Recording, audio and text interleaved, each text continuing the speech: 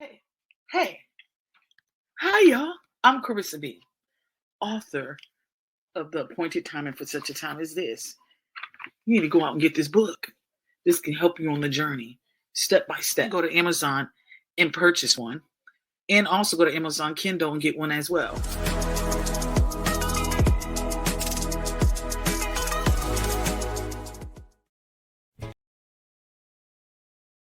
Detroit native, Ernest J. Lee, please tell us how you first got started in music.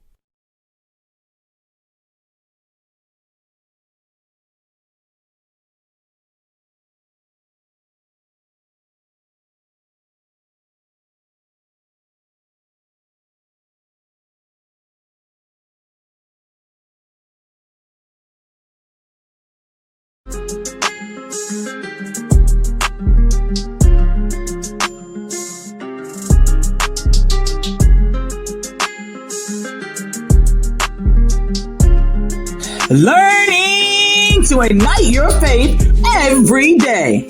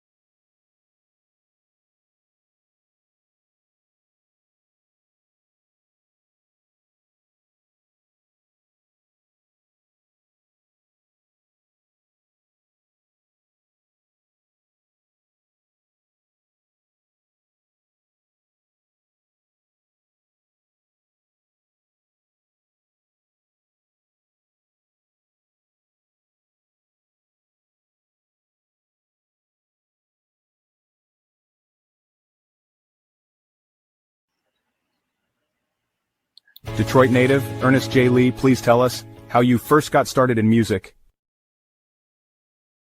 Well, I am a true believer in everything being on purpose and in God's timing. So one day I was at prayer with my mom, and the service got going, and there was no musician there. So she kind of nudged me to go up and help them out with the song. So I kind of went up and helped them out with the song. And like I said, the rest is history. I began to be the main guy. I was around 11 or 12 years old then. And from there, our church grew. So did my musical appetite and talent.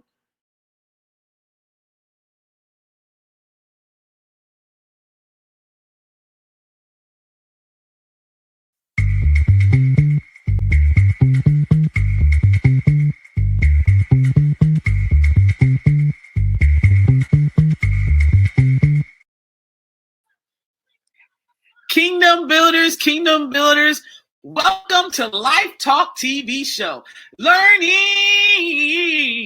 to ignite your faith every day.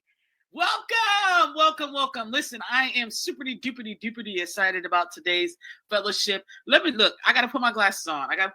Make sure the mic is working. Okay. It's on. Okay, y'all. Listen, like I said, I'm excited about today. All I can tell you is this: the only hint I'm going to give you is Mr. Producer is in the house today. Listen, I want to thank y'all for coming in. Y'all need to stay and keep it locked, because we're going to be in fellowship with the man of God that has done so much in the industry, and now had a pleasure and opportunity to be able to fellowship with them. Now, this man of God. Let me put my glasses on, y'all. Y'all got to see what y'all got to see. Now let me put my glasses on so I can see y'all. Listen, this man of God is a producer, a songwriter, an artist, and a clinical. I hope I said that right. I'm gonna ask him what that is. I've never heard of that. So we're gonna definitely find out something new today. He resides in Atlanta, Georgia. He's from Detroit, y'all. Okay, Detroit, Michigan. He's from there, and we're gonna find some interesting facts about Detroit. I heard so much. There's a lot of people coming from Detroit. I don't know, either Texas or Detroit. You know, some part of Texas or Detroit, and I say Detroit because Michigan, but they literally say I'm from Detroit. So without further ado, let's welcome Mr. Ernest J. Lee. Let's welcome Lily in my house. Welcome. Hey, how you doing? Welcome to you, and welcome to me, and welcome to the Holy Spirit. No, what up, though? How you doing? Listen, first of all, hey, you gotta welcome him in. That's what the Bible says. Yeah, so, all the time, all the time. Lord, we just welcome you in the name of what? Jesus. All right, now. I'm churching for no reason. But it's all I'm super excited. I feel like I'm going to cut up today. I mean, this is the hour that I normally cut up because my body's like dying, going down. But I'm gonna try to be good. Okay, I'm gonna try to be good. It's I'm really gonna try to be good. Now, you have a lot of gifts and talents on your mantle. Yes. And one of them, I was like, I know I'm saying it wrong. So I know I want you to correct me and tell me about that. But what I want to first do is get into production. Production is what I want to get into because that was the first thing on your bio. So I want to get into production. When'd you get started into production?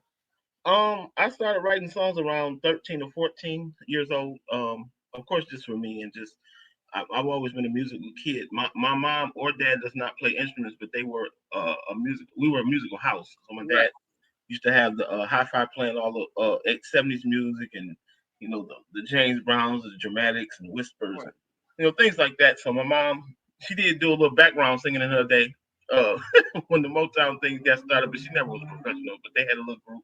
So that's not that's just a little. So I'm saying all to say, some people say, okay, they father was a musician and their mama was a singer. I don't have that testimony. My testimony is not even trying to be deep. It really came from God. From as far as I know, you know what I'm saying.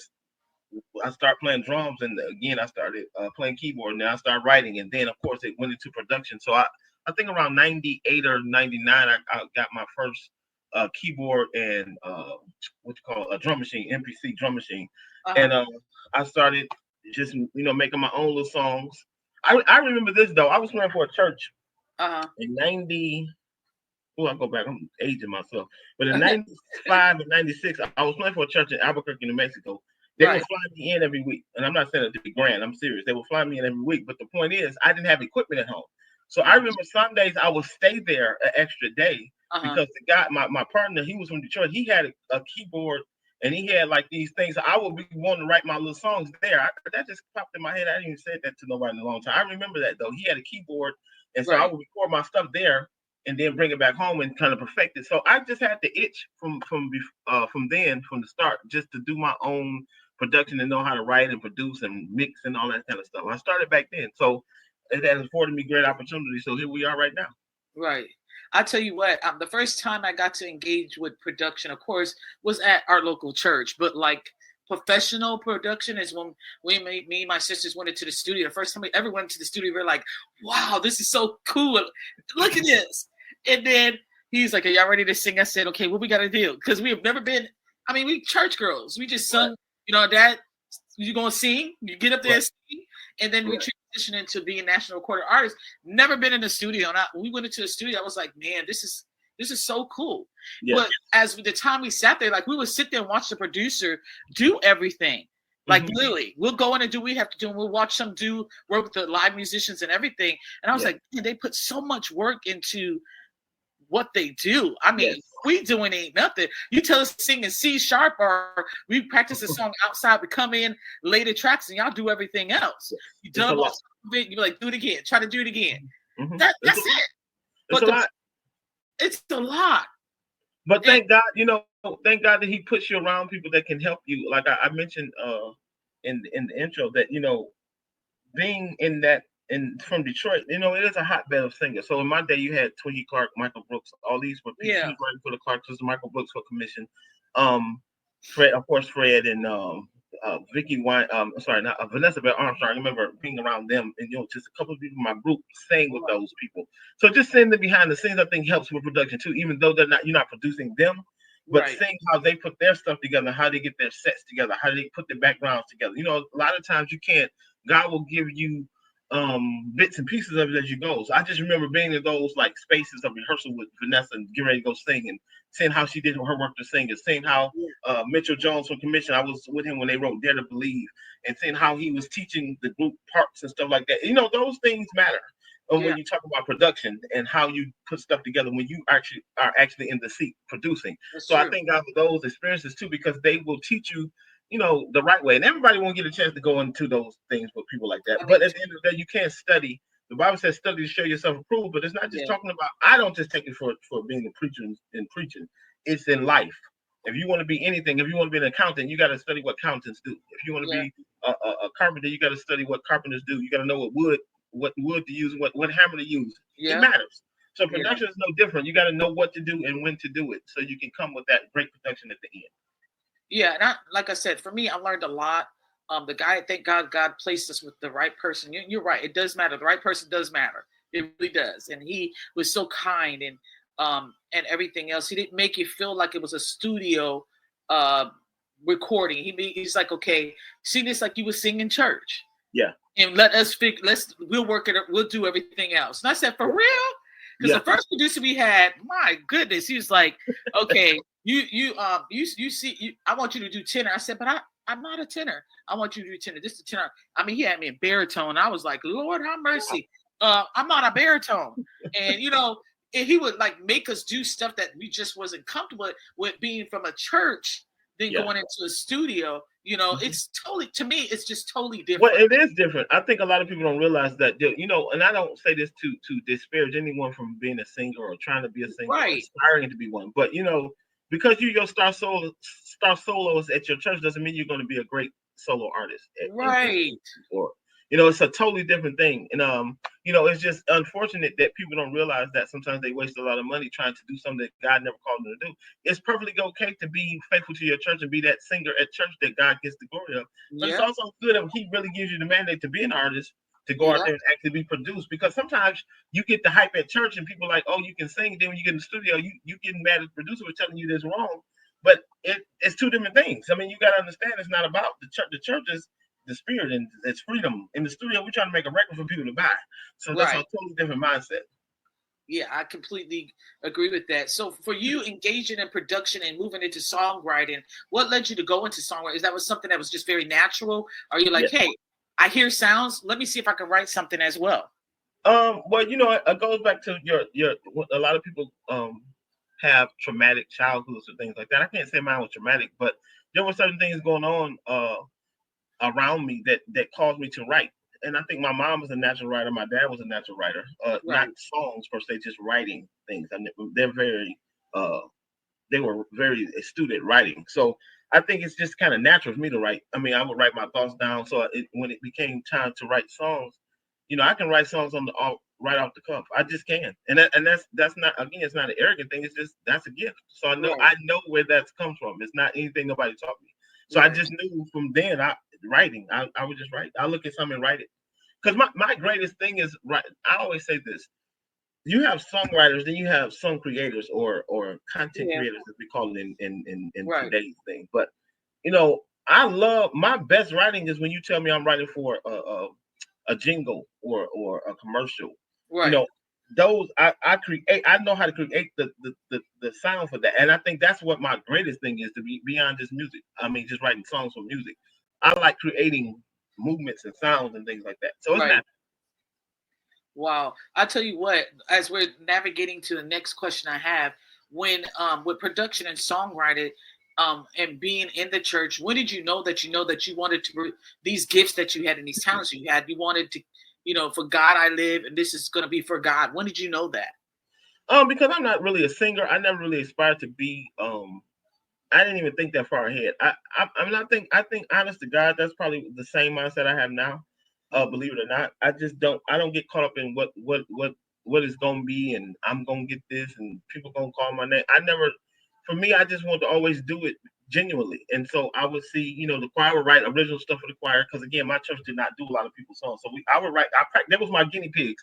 I practiced. I would practice on the choir at church because I was so young over them. So Right, we was doing original stuff when I was 14, 15 years old. We was doing my original songs right. mixed in with what was going on in the on the radio. But I just think the need for the personal experience, writing your personal experience, I think is part of your testimony. So for me, Yeah, it's writing has always been an outlet, but it's also a way to express what you've been through, what you're going through, or what you see in the world. right. I had a question for you when you were talking, and this is what I ask all musicians. My brother, he's a musician. I mean, he just start picking up instruments. Hmm. What, if you only could pick one instrument and you, Hmm. you couldn't, that's it. One instrument that you like, they'd be like, hey, we're gonna do a jam session. You gotta do one instrument. What would you pick and why? Oh man, it's the organ probably. I know piano and it's synonymous, but organ, I think I like because see for me, as I've gotten older, more mature in this thing, I don't have to be out front. So the organ to me is the pad, it's the foundation, Uh-huh. it puts all the glue together. So for me, I like organ. Organ would be my one. Do you think was it hard to learn the organ or Mm-mm. was it easy? Well, I was forced to learn it because I had to I had to learn on the fly because I was in the seat early. So no, I Oregon was cool for me because, and then again, another story is my administrator, well, not my administrator, church administrator was one of my personal friends of the Uh, family. When I was 15, 16, he came to the church. I think that was like 88, and he was Dr. Manny Moses Clark's administrator for the Southeast jurisdictional choir, I think it was called.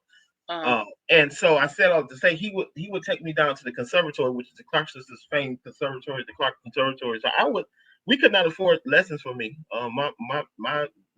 We just couldn't afford no piano lessons. So I wow. never take a lesson. But this the thing, Twinkie, bless her heart, she would let me sit outside her door while she was teaching, Wow. and I would hear her teaching parts and stuff on organ, and that's how I developed my ear to be so strong to learn on the fly like that. I Uh, would those were 30 minutes.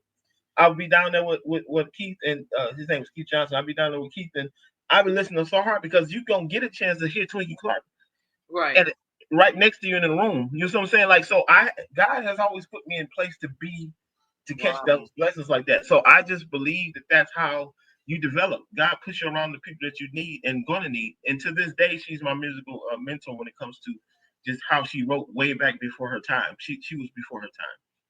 Wow. So that goes into the artistry part of what you do. The sound that you release. What tell us more about the sound that you released so far. As you mean in songwriting or my personal sound, you say? Your personal sound. Okay. Well, again, I have never tried to be anyone but me. Of course, we are always influenced by what we hear. So I do remember when my group got signed. I had a group called Spirit of David from '96 to about 2008, around in there. We got signed to Malico in 2001, and I remember that's when Kirk Franklin was at. He had took the world by storm already. So I do remember trying to Yeah. mimic some of the stuff that they were doing, as far as like just the arrangements and the unison stuff, and it, Right. it worked. But I also remember my label coming to tell me, "Hey, we don't want another song like Revolution." Just say, Right. because I remember that was hot at the time with the time frame I'm talking about, and Well, that taught me in that moment that it's not that they didn't they wanted me to be me, and I think that coming from the outside taught me, hey, just stay in your lane. You don't have to sound like everybody else. So my sound is mine. I do think I do have a distinctive sound production wise. I do have a distinctive sound when it comes to right. how I write, how I arrange, and I think that that's what God gives you, and you have to be comfortable with being in your own skin, because That's true. my fruit is not going to look like nobody else's fruit. Right. Your fruit not going to look like another talk show's fruit. Your Right. fruit is going to look like what God has ordained for you, and we Right. have to be okay with that. That it's okay to be you. Yeah. So I think my Yeah. sound is very unique, but it's me. You know what I'm saying? And it's Right. of course though, we are influenced by what we hear now. I'm not saying Right. like, oh, I just got this Right. sound from heaven. I'm No, not I saying know what that. you're saying. My Right. point is we don't pattern or mimic that. You just take a little bit of it and you combine it with what you do. And I think Right. that's how you learn.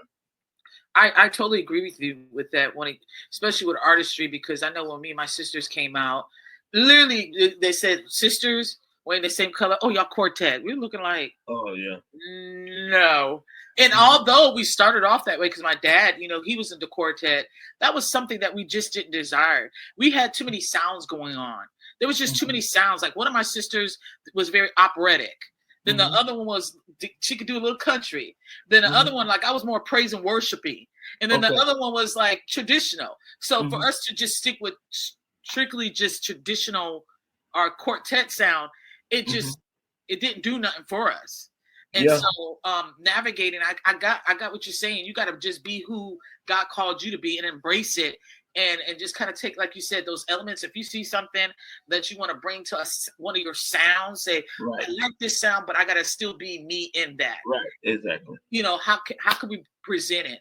And that's where the production, that's what I love about the production part, because when Mhm. we went into the studio, like I said, we were just church girls. And he was like, Mhm. he said he'd been watching us for a while. And I was like, wait, how you know us when we don't know you. Mhm. But that's what production is. They'll listen and they'll be like, okay, this is where I can take this person.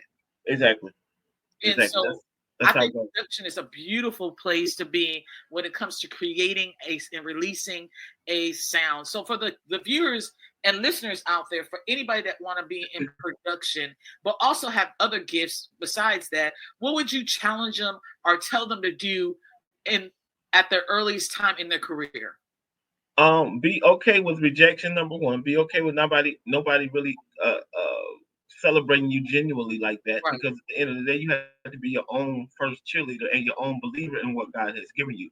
Because if right, you're going to do it for the applause, then you're going to be disappointed, because the applause will come and go. You have to understand that your sound is what God gave you, and it does that's not true. expire. The call in your life, the journey that God has given you does not expire, don't change. So first of all, you got to be sure that He called you to do it, and not Yeah, just doing it because it's popular. A lot of people just do something because they're talented to do it. I can hold the tune, but I'm not no solo singer. You know what I'm saying? And you have to right, realize that when you're doing this, what we call production and writing and being an artist, it's bigger than just, oh, because I can do it don't mean I'm the best at it. So right, I admonish people to be the best at what you do. So for me, I know my strong suit is writing, and now I do background great. I'm saying, but I'm not gonna be out front on everything trying to lead it, because that's just not my thing. You know what I'm saying? But and you have to, as a producer, you have to understand, just because you can do something or you can make this sound a certain way doesn't mean that that's what you're supposed to do with everybody. right, Like we've heard producers make certain people sound like them, and it's like, well, you producing basically a song for you. Like how? And I think and I know this is getting to murky waters, but I just think that we have to realize as producers, we're there to take that product and take it to the next level. So you have to start with self belief. You have to start with determination, knowing that if people don't Right. applaud me, God is applauding me. And then you also have to stay true to your sound. What is your sound? That's what you have to ask yourself. What is your sound? What am I trying to accomplish with this song?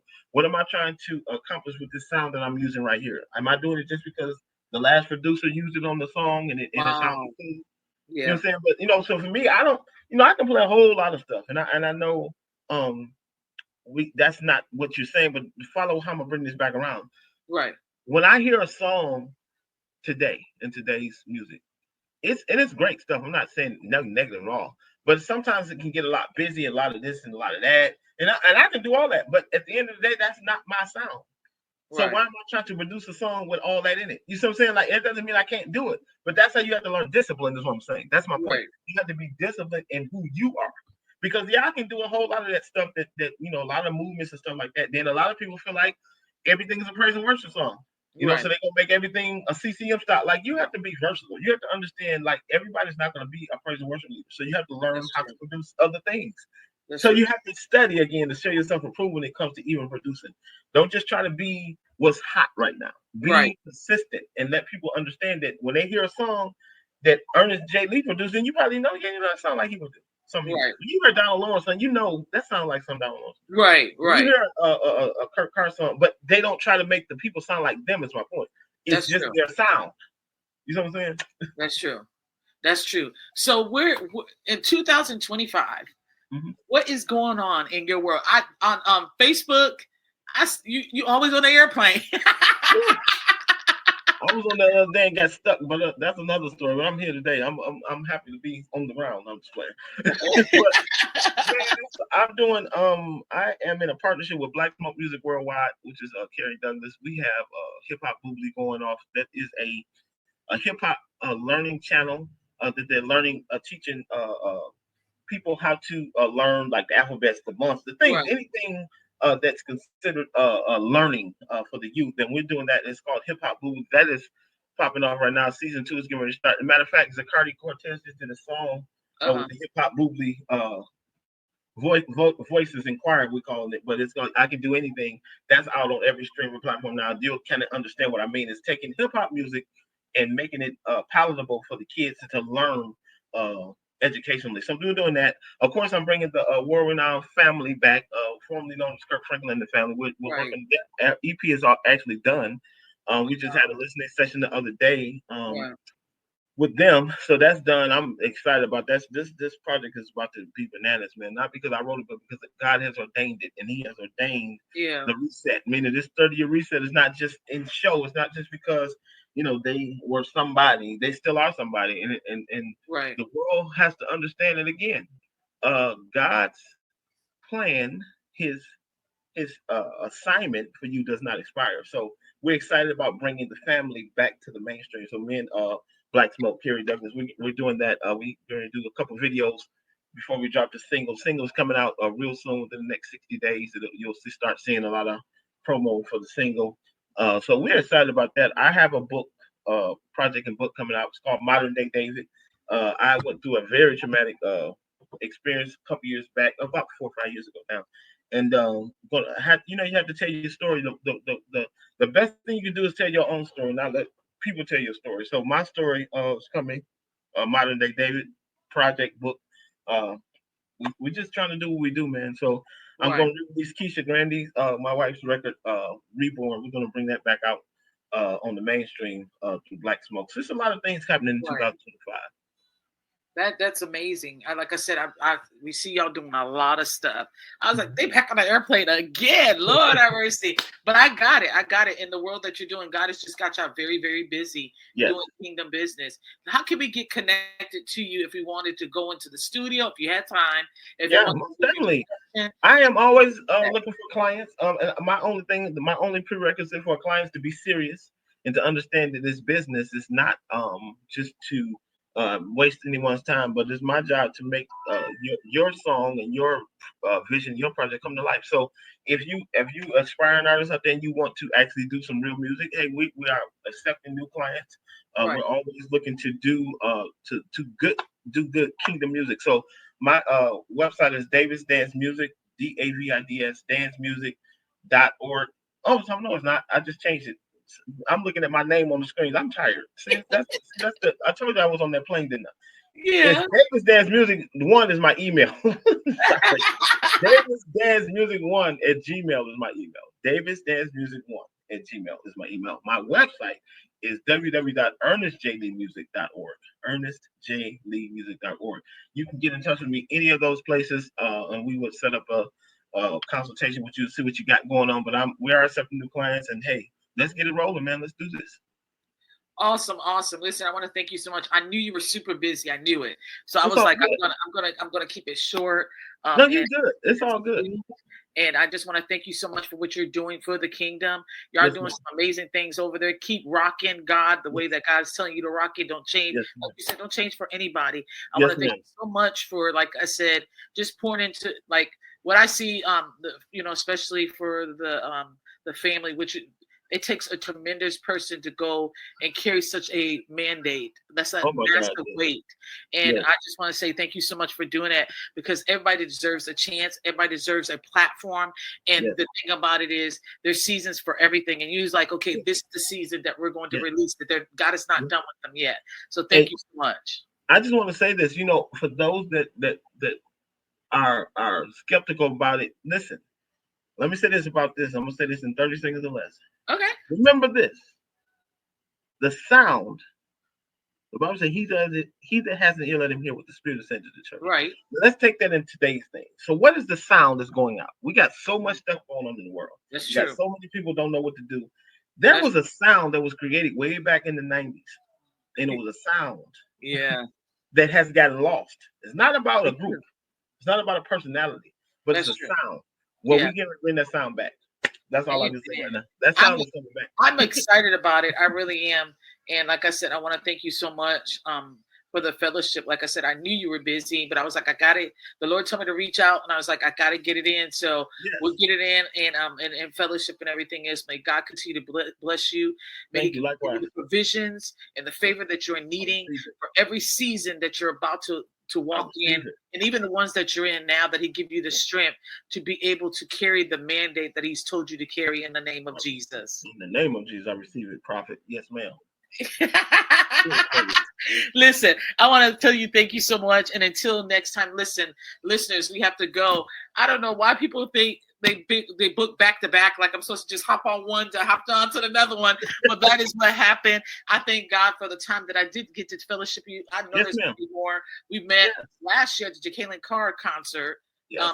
We win, and we've been in fellowship before. So, anytime, just let me know. I got you. I can always carve out people time for my friends. I got you. We good. I love you and Big Ben. All right, love you too. Until next time, listeners. God bless. God bless. All right.